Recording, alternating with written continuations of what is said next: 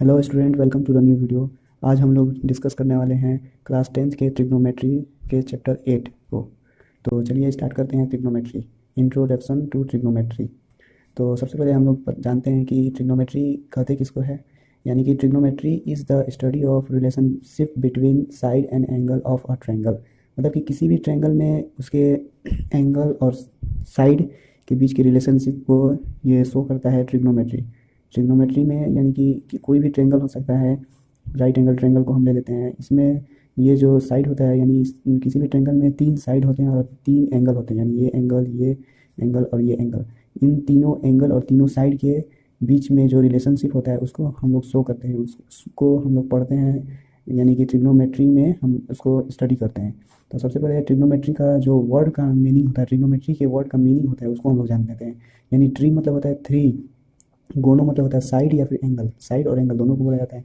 मेट्री मतलब होता है मेजरमेंट करना, किसी भी चीज़ को मापना। यानी कि 3 साइड और एंगल को मेजरमेंट करना, वही ट्रिग्नोमेट्री कहलाता है। तो चलिए अब हम लोग आगे बढ़ते हैं और जानते हैं कि पाइथागोरस थ्योरम होता क्या है। ट्रिग्नोमेट्री को अच्छे से समझने के लिए हमें पाइथागोरस थ्योरम को जानना जरूरी होता है। तो चलिए जानते हैं कि पाइथागोरस थ्योरम होता क्या है। तो सबसे पहले किसी भी राइट एंगल ट्रायंगल में पाइथागोरस थ्योरम उसके हाइपोटेनस का स्क्वायर इक्वल होता है परपेंडिकुलर के स्क्वायर के प्लस में बेस के स्क्वायर के। यानी कि हम लिख सकते हैं कि हाइपोटेनस का square equal to the perpendicular का स्क्वायर प्लस बेस का स्क्वायर। ये होता है पाइथागोरस थ्योरम। तो पाइथागोरस थ्योरम यही है, बेसिकली सबसे इजी यही है पाइथागोरस थ्योरम। तो अब इसमें देखेंगे हम कि किसी भी ट्रायंगल में उसके एंगल के अकॉर्डिंग परपेंडिकुलर और बेस किसको बोल सकते हैं।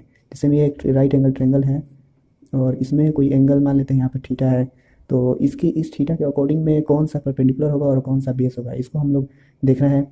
तो देखिए, इस थीटा के अकॉर्डिंग इसके जो सामने जो भी साइड होगा वो होता है परपेंडिकुलर। यानी कि ये पर पी होगा यानी परपेंडिकुलर होगा। और इस थीटा के एडजेसेंट में यानी कि जो इसे सटा हुआ होगा साइड, जो फ्लैट साइड होगा वो होता है बेस। बेस और हाइपोटेनस तो सब में सेम होता है, हाइपोटेनस कभी भी चेंज नहीं होता है। ये हमेशा सबसे, और ये किसी भी ट्रायंगल में, ये राइट एंगल ट्रायंगल में सबसे बड़ा साइड होता है हाइपोटेनस। यानी कि ये तो सेम होगा। तो ये हो गया। चलिए हम लोग अब आगे बढ़ते हैं और जानते हैं कि ट्रिग्नोमेट्रिक रेशियो होता क्या है। यानी कि trigonometric ratios ratio trigonometric ratio में बेसिकली ये बात है कि अब कोई भी ट्रायंगल है उसके अंदर में जो साइड होते हैं, साइड के का जो रेशियो होता है उसको ही ट्रिग्नोमेट्रिक रेशियो बोलते हैं। जैसे में मान लीजिए अगर हमारे पास किसी एक साइड का लेंथ दिया हुआ है और उससे उससे जो एडजेसेंट है एंगल, उसका वैल्यू दिया हुआ है, तो हमें अदर साइड का वैल्यू निकालना है। तो हम इसके लिए हम ट्रिग्नोमेट्रिक रेशियो का यूज़ करेंगे। तो इसका यूज़ केवल जो अननोन साइड है या फिर एंगल है उसको निकालने के लिए हम ट्रिग्नोमेट्रिक रेशियो को यूज़ करते हैं। तो ट्रिग्नोमेट्रिक रेशियो केवल 6 है। यानी कि ये है साइन थीटा। थीटा यानी यहाँ पे जो एंगल होता है वही होता है एंगल, यहाँ भी हो सकता है, कुछ भी हो सकता है। एंगल एंगल की जगह ए का वैल्यू भी ए भी रख सकते हैं, बी अल्फा बीटा गामा, जो भी जो कुछ आपको लगे वो रख सकते हैं। यहाँ पे मान लेते हैं हम, यहाँ पे थीटा हमारा एंगल।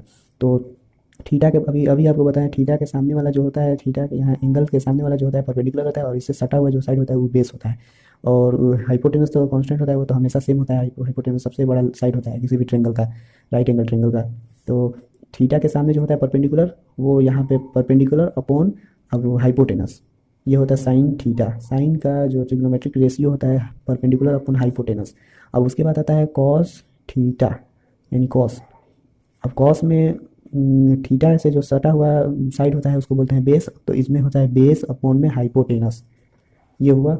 और इसके बाद आता है टेन थीटा। टेन में होता है परपेंडिकुलर अपॉन में बेस, यानी कि परपेंडिकुलर अपॉन में बेस। टेन का वैल्यू आगे आपको बताएंगे कि साइन अपॉन कॉस होता है। टेन का जो टेन इक्वल टू होता है साइन अपॉन कॉस, इसको भी करेंगे पी बाई एच और बी बाई एच, तो डिवाइड करेंगे तो पी बाई एच ही आएगा, वही चीज़ है, इसको आगे पढ़ेंगे हम लोग। और इसके बाद आता है साइन। साइन के बाद आता है टेन के बाद आता है cosec. Cosec theta. Cosec theta जो होता है बस साइन का अपोजिट होता है, यानी कि हाइपोटेनस ऊपर आ जाता है और परपेंडिकुलर नीचे आ जाता है। अब कॉस का उल्टा जो होता है सेक होता है, सेक थीटा। सेक भी इसी की तरह उल्टा होता है, यानी हाइपोटेनस ऊपर हो जाता है और बेस नीचे हो जाता है। और इसके बाद आता है टेन। टेन होता है जो कॉट के उल्टा होता है, कॉट थीटा। कॉट होता है इसका भी उल्टा, टेन का उल्टा होता है बेस अपॉन में परपेंडिकुलर। यानी कि ये एक दूसरे को उल्टा होता है, इसको अभी याद रख सकते हैं, ये एक दूसरे से उल्टा होता है, आगे बहुत सा काम देगा। तो अगर आप इस ट्रिग्नोमेट्रिक रेशियो को याद रखना चाहते हैं तो आसानी से, तो आप इस सेंटेंस को, इस स्टेटमेंट को याद रख सकते हैं, जैसे में पंडित बद्री प्रसाद हर हर बोले। यानी ये जो सेंटेंस है, ये जो स्टेटमेंट है, इससे इस ट्रिग्नोमेट्रिक रेशियो के जो फॉर्मूले हैं इसको याद थोड़ी आसानी से कर सकते हैं। जैसे perpendicular upon hypotenuse, perpendicular upon hypotenuse, यानी पंडित बद्री प्रसाद हर हर बोले। मतलब कि यही है, याद करने का छोटा सा तरीका है। अगर आसान लगे तो याद कर दीजिएगा, नहीं तो ये सिंपल है, बस रेशियो है, इसको याद करने में कोई डिफिकल्टी नहीं होगी। जैसे परपेंडिकुलर अपॉन हाइपोटेनस, यानी साइन होता है, उसके बाद कॉस होता है, कॉस के लिए बेस अपॉन हाइपोटेनस, और टेन के लिए perpendicular upon base, perpendicular upon base. और जब कॉसेक कॉसेक सेक कॉट इसकी जब बारी आएगी तो बस इसका अपोजिट कर देना है, यानी हाइपोटेनस को ऊपर और परपेंडिकुलर को नीचे कर देना है। यहाँ पे हाइपोटेनस को ऊपर, बेस को नीचे, ऐसे में भी कॉट को भी ऐसे कर सकते हैं। तो ये छोटा सा चीज़ था, अगर अच्छा लगेगा तो याद कीजिएगा, नहीं तो कोई दिक्कत नहीं है। ये जो 6 है, 6 बस केवल 6 ही तो रेशियो है, इसको याद करने में कोई ज़्यादा डिफिकल्टी तो होगा नहीं। चलिए कुछ एग्जांपल को भी सॉल्व कर लेते हैं। ये ट्रिग्नोमेट्रिक रेशियो पे आधारित है, यानी बेस्ड क्वेश्चन है। तो इसको सॉल्व करने के लिए सबसे पहले हम एक राइट एंगल ट्रायंगल बनाएंगे, जो ए बी सी के नाम से रहेगा, ए बी सी।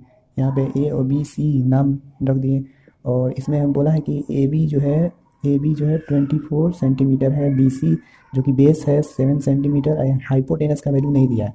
तो हमें सबसे पहले पाइथागोरस थ्योरम लगा के हाइपोटेनस का वैल्यू निकालना पड़ेगा, यानी ये वाला चीज़ निकालना पड़ेगा यहाँ से। तो सबसे पहले हम यहाँ पे लगाएंगे बाई पाइथागोरस गोरियन थ्योरम, पाइथागोरस या पाइथागोरियन थ्योरम एक ही बात है। Pythagorean theorem, Pythagorean theorem, Pythagorean theorem के लिए यहाँ पर हमको एच, इसको एच लेट कर लेते हैं, यानी हमको ये पता नहीं है तो एच लेट कर लेते हैं। तो H square is equal to perpendicular का स्क्वायर यानी 24 का स्क्वायर, प्लस में बेस का स्क्वायर होता है यानी 7 का स्क्वायर। तो यहाँ से निकालेंगे 24 का स्क्वायर होता है 576, प्लस 7 का स्क्वायर होता है 49। तो इन दोनों को हम जब जोड़ेंगे तो 9 6 5 4 7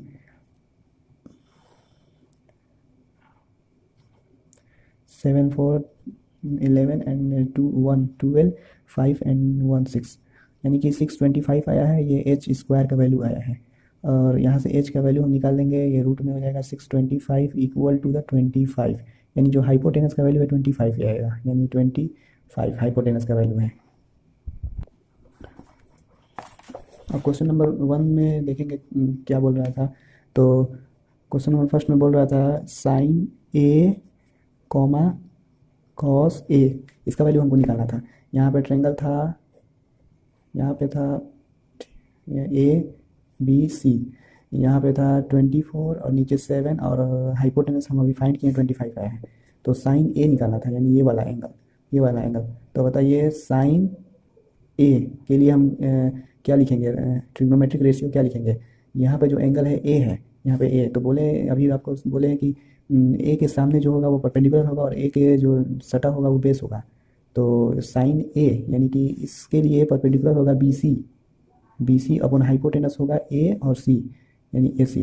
तो बी सी होगा 7 और हाइपोटेनस होगा 25, यानी साइन ए का वैल्यू आएगा 7 अपॉन में 25।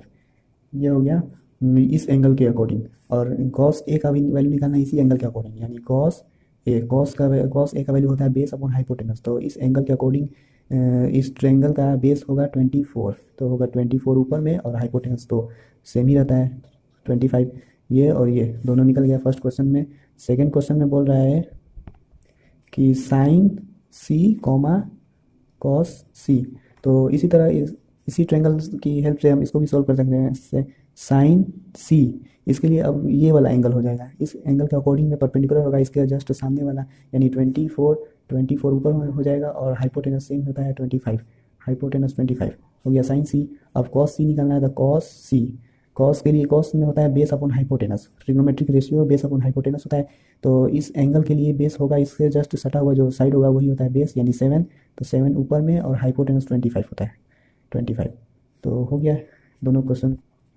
आइए अब कुछ और एग्जांपल्स से डील करते हैं। यहाँ पे देखिए हमको सेक थीटा का वैल्यू दिया है 13/12 दिया है, यानी कि, और पूछ रहा है कि ट्रिग्नोमेट्री के जो सारे रेशियोज होते हैं वो सभी निकालिए।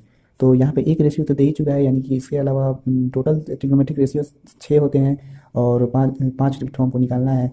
तो यहाँ पे देखिए सबसे पहले हम लिखेंगे sec theta is equal to 13/12, यानी सेक थीटा का वैल्यू होता है हाइपोटेनस अपॉन में बेस, हाइपोटेनस अपॉन में बेस सेक थीटा का वैल्यू होता है। यहाँ पे आपको पीछे में लिखवाए हैं, यहाँ पे देख सकते हैं सेक थीटा हाइपोटेनस अपॉन में बेस होता है।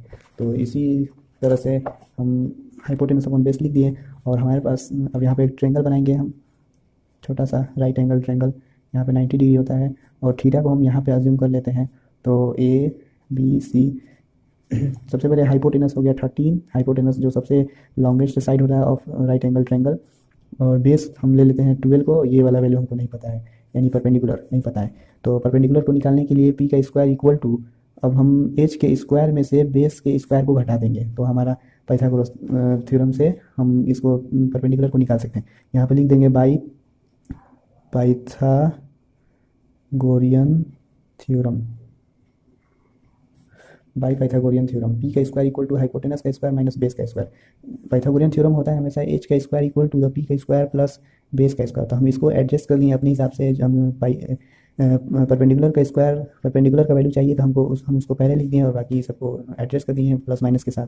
तो हम यहाँ पे लिखेंगे पी का स्क्वायर एच का स्क्वायर यानी कि 13 का स्क्वायर माइनस बेस, यानी बेस या 12 है तो 12 का स्क्वायर, तो 13 का स्क्वायर होता है 169 माइनस 12 का स्क्वायर होता है 144।